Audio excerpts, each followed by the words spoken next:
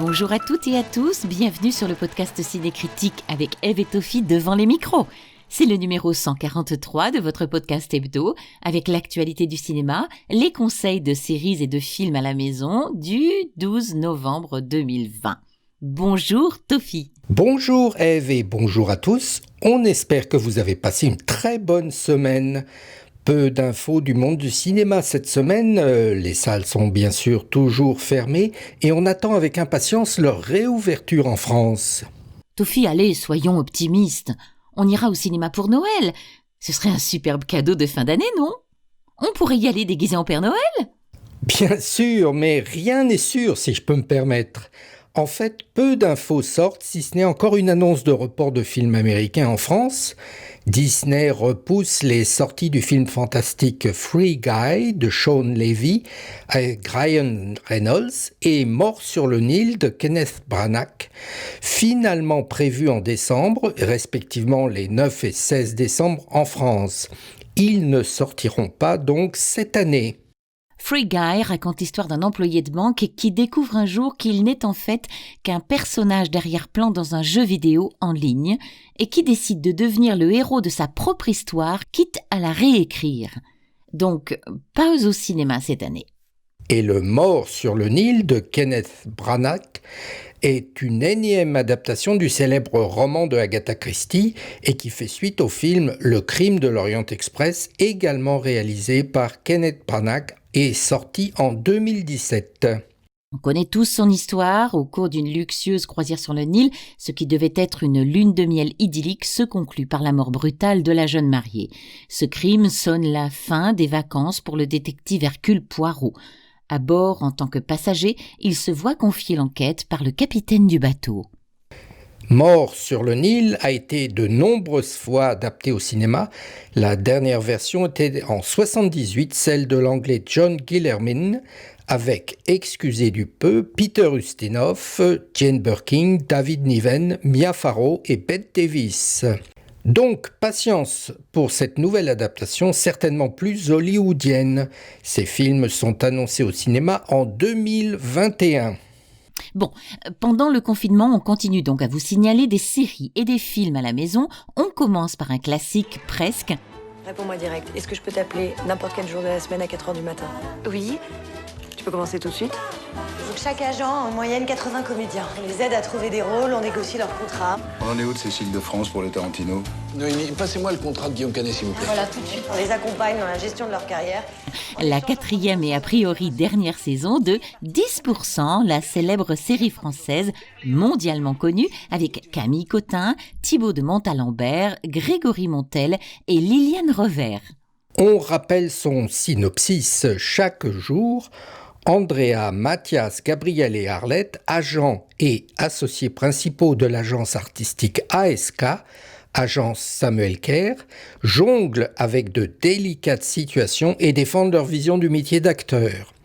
Ils mêlent savamment art et business, quitte à manipuler un peu les gens du métier pour leur faire accepter leur vision. Tout en se débattant pour sauver leur agence secouée par la mort subite de son fondateur, les 4 agents voient leur vie privée se mêler à la vie de l'agence. Mathias voit sa fille cachée de 22 ans s'installer à Paris. Andrea, jeune femme au fort caractère, tombe sous le charme de la timide inspectrice des impôts venue contrôler les comptes d'ASK. Et Gabriel découvre le talent d'actrice de la réceptionniste qu'il va aider à mettre sur le devant de la scène. Le titre de la série 10% trouvé par l'autrice et réalisatrice Danielle Thompson fait référence au pourcentage du cachet des stars qu'elle gagne un agent. Pour la petite histoire, la série s'appelle « Appelez mon agent » au Québec et à l'international « Call My Agent ». La série, qui est un succès d'audience, a été vendue en effet dans de nombreux pays en Europe et en Asie. Elle a été écrite par la scénariste Fanny Herrero d'après une idée originale de Dominique Besnard, lui-même célèbre agent de comédien et producteur. La série présente l'originalité de mettre en scène des acteurs célèbres qui jouent leur propre rôle, ce qui n'a pas été facile au début, plus d'une dizaine d'acteurs célèbres ayant refusé d'y participer, ne voulant pas en effet jouer leur propre rôle. Le succès arrivant dès la fin de la saison 1, le casting a ensuite été enrichi. Difficile de citer tous les acteurs qui se sont succédés en 4 saisons, 1 et parfois 2 par épisode. Cécile de France fut la première et on y croise Françoise Fabian, Nathalie Baye, Fabrice Lucchini, Christophe Lambert, Isabelle Adjani, Juliette Binoche, Jean Dujardin, Monica Bellucci, Guy Marchand, Isabelle Huppert.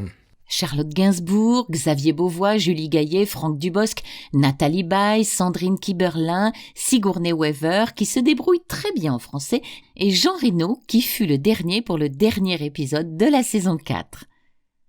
Plusieurs réalisateurs se sont succédés, le premier étant Cédric Clapiche, mais au fil des saisons, il y aura aussi Lola Doyon, Antoine Garceau, Laurent Tirard, Marc Fitoussi et Jeanne Herry. Cette série est un véritable bol d'air frais dans le monde des séries françaises. 10% nous plonge dans l'univers des agents de stars et plus particulièrement des acteurs et décrit tout ce petit monde avec subtilité en jouant sur la frontière et la cohabitation entre la réalité et la fiction. Les personnages des agents de stars gagnent en maturité au fur et à mesure que la série avance. Les acteurs sont tous excellents, avec notamment une Camille Cottin qui gagne ses galons de grande actrice, avec un jeu sensible et riche. Les rebondissements sont multiples jusqu'au grand final qui conclut la saga, avec intelligence et retenue. Les 3 premières saisons sont disponibles sur les services de Netflix et Salto, et la 4e saison sur le site de France Télévisions France.tv. 10% est une excellente série rythmée, riche et drôle pour les longues soirées de confinement. Et la série existe aussi en DVD. En 2010, Lola Bouvier était l'étoile montante du patinage artistique. Le truc de ouf, elle est devenue caissière. Je t'entends en fait, hein. C'est pas toi la patineuse qui a pété les plombs? Non. Qu'est-ce que vous faites toutes ici, là, en fait? Du roller derby. La seconde série est moins mainstream, mais présente encore une fois une ambition créative et une liberté de ton dans le monde des séries. Il s'agit de Derby Girl, une série France Télévisions sur la chaîne Slash, signée Nicolas Lange en 10 épisodes de 20 minutes sur l'univers du roller. Derby Girl se concentre sur Lola, une jeune patineuse artistique un peu mégalo. Suite à son échec dans sa discipline, elle décide qu'elle deviendra la plus grande championne de roller derby de tous les temps. Cependant, elle intègre la pire équipe, les Cannibal Licornes, et ça la saoule. Mais Lola, qui a consacré toute son enfance à son sport et qui n'a donc jamais eu d'amis, va découvrir de nouvelles valeurs comme la solidarité et la tolérance, indispensables pour un sport d'équipe. En France, ce sport n'est pas beaucoup pratiqué. Peu de pratiquantes, car oui, c'est un sport majoritairement féminin. La série comporte une bonne dose d'humour, pas vraiment politiquement correcte, voire assez trash. Pop et rythmée, la série emprunte au code de narration de la comédie américaine et dessine un joli portrait d'anti-héroïne qui apprend à grandir en même temps que le sens du collectif. Girl power, pop culture, teamwork, langage des jeunes et une bonne dose de féminisme pour une série rafraîchissante et qui pète le feu. Nous parlions de Derby Girl, 10 épisodes de 20 minutes sur France.tv et dans l'outil de recherche tapez Derby Girl et c'est parti, d'autant plus que c'est gratuit. Pierwszy raz w życiu widzę coś takiego. Lubię tańczyć. Podle kůže soudím mladá žena. 20-30 лет. Но руку ей отрезали уже после смерти. Similar age, similar body type.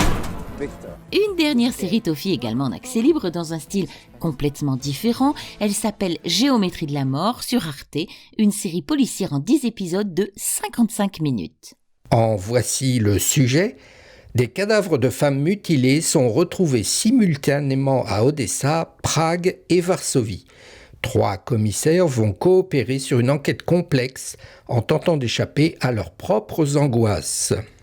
Il s'agit d'une série européenne au suspense retors, signée du réalisateur polonais Dariusz Jablonski. Géométrie de la mort nous plonge dans une ambiance digne de The Killing et nous entraîne dans une sombre affaire mêlant corruption, mafia, commerce d'armes et trafic d'êtres humains entre l'Ukraine, la Pologne et la République tchèque. Au début, les enquêtes nationales partent dans plusieurs directions mais piétinent jusqu'à ce qu'elles n'en fassent plus qu'une. À la faveur de leur collaboration qui se fait en anglais, les 3 policiers ukrainiens, tchèques et polonais vont mettre à nu leurs différences, leurs failles, mais également leurs points communs. Tous 3 sont des loups solitaires passablement torturés et prêts à désobéir à leur hiérarchie pour mener à bien leur enquête. Une enquête dans 3 pays pour une intrigue captivante portée par un trio d'acteurs attachants, en particulier la polonaise Małgorzata Bukowska, inconnue en France et qu'on aimerait revoir plus souvent. La série Géométrie de la mort est en intégralité sur arte.tv.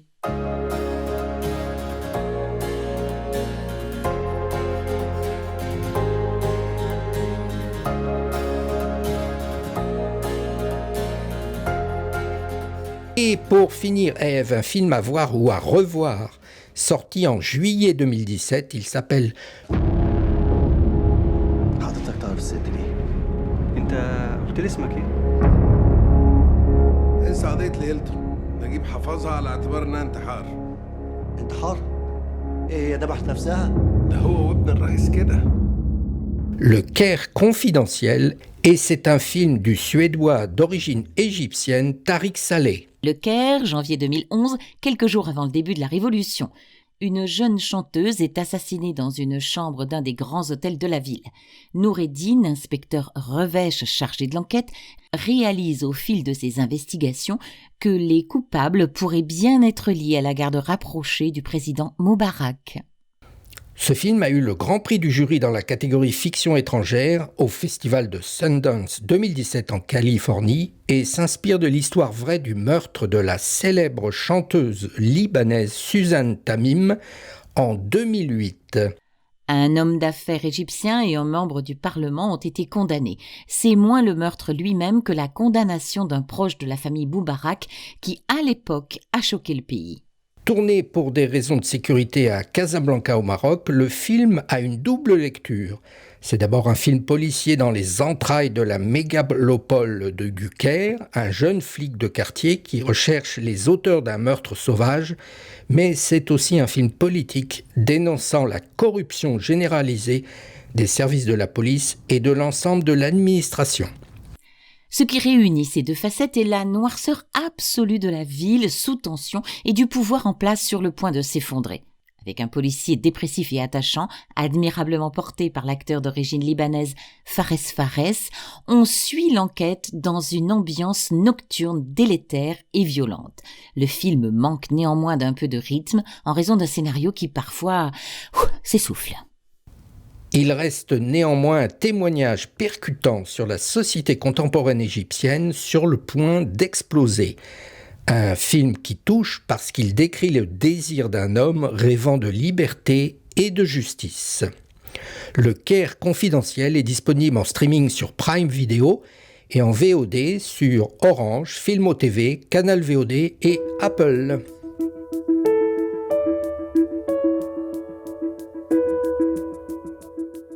Une info de dernière minute, Tofi, l'arrivée du service Mango sur Molotov.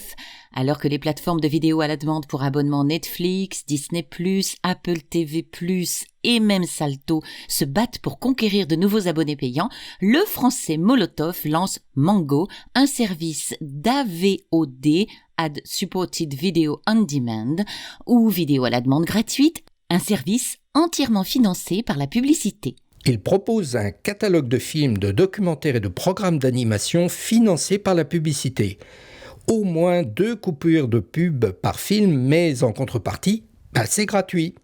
Mango est accessible gratuitement sur Molotov TV et sur les applications Android et iOS pour vos téléphones et tablettes. Et c'est sur cette dernière info, Tofi, que nous terminons cet épisode. On espère, en vous conseillant des films et séries, combler, ne serait-ce qu'un tout petit peu, le vide laissé par la fermeture des salles. Le choix est vaste. N'hésitez pas à parler de notre podcast autour de vous, de vous abonner et de le noter à partir de votre application préférée. Vous ne pouvez pas nous louper, le podcast Cinécritique est sur SoundCloud, Apple Podcasts, Spotify, Deezer, YouTube et sur Instagram sous le nom de Ève et Tofi Cinécritique. Une très très bonne semaine de cinéma à la maison à toutes et tous. Bons films et séries, protégez-vous bien et on vous dit à jeudi prochain.